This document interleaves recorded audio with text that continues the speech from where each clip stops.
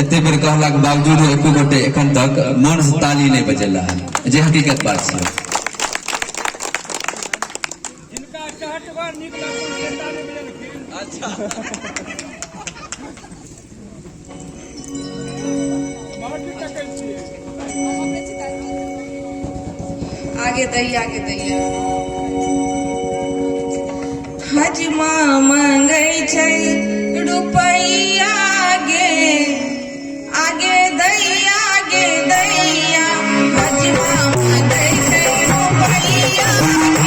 आगे दैया हजमा मांगै छै रुपैया आगे दैया हजमा मांगै छै रुपैया आगे दैया हजमा मांगै छै रुपैया आगे दैया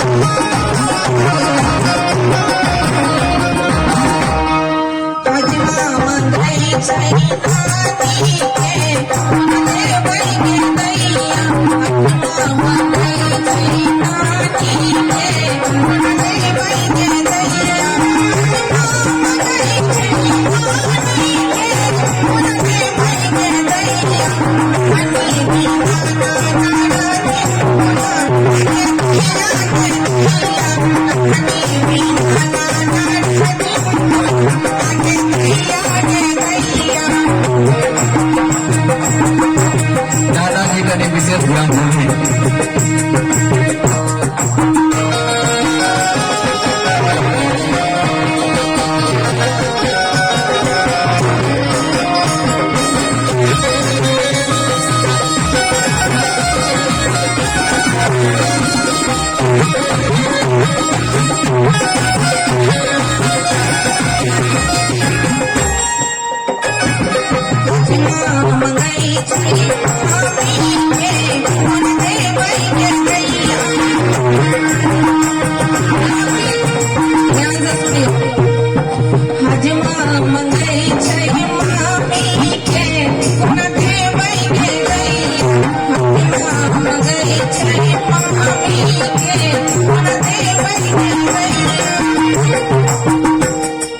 मामी के खर्चा ओ जोड़ते कोना अकेला उठबै छियै नीक से मामी के खर्चा ओ जोड़ते कोना आगे दैया मामी के खर्चा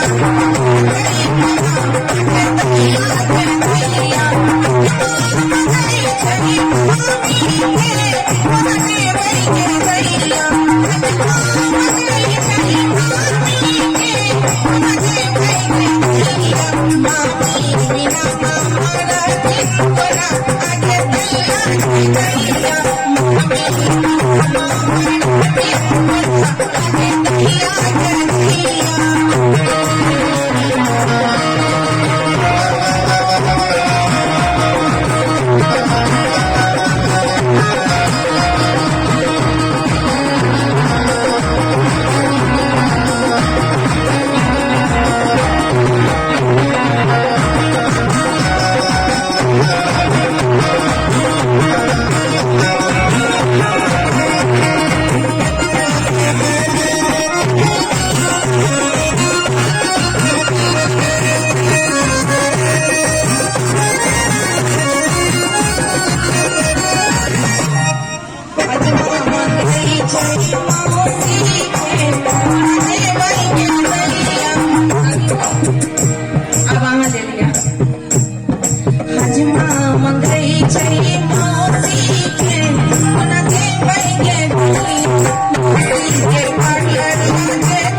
कोना आगे दैया दैया मंगाई चली मौसी के कोना दे भाई के दैया मंगाई चली मौसी के कोना दे भाई के दैया मौसी बिना मोहरा के कोना आगे दैया दैया मौसी बिना मोहरा के कोना आगे दैया दैया मंगाई चली भैया के आगे दैया दैया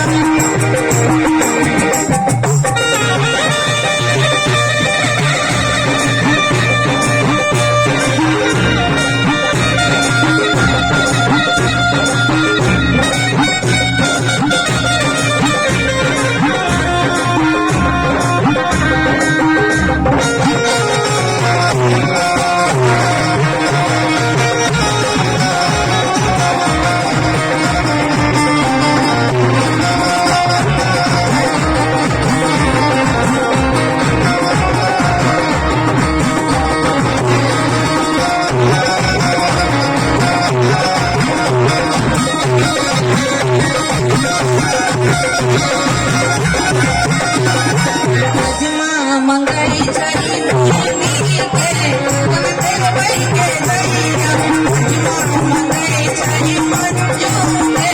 कोना दे भाई के दैया राजमा मंगाई चली दीदी के कोना दे भाई के दैया कोना बिसरा दी आगे दैया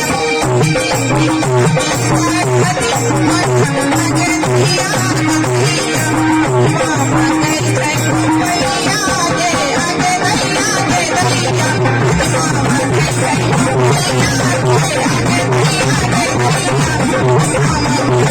Thank you.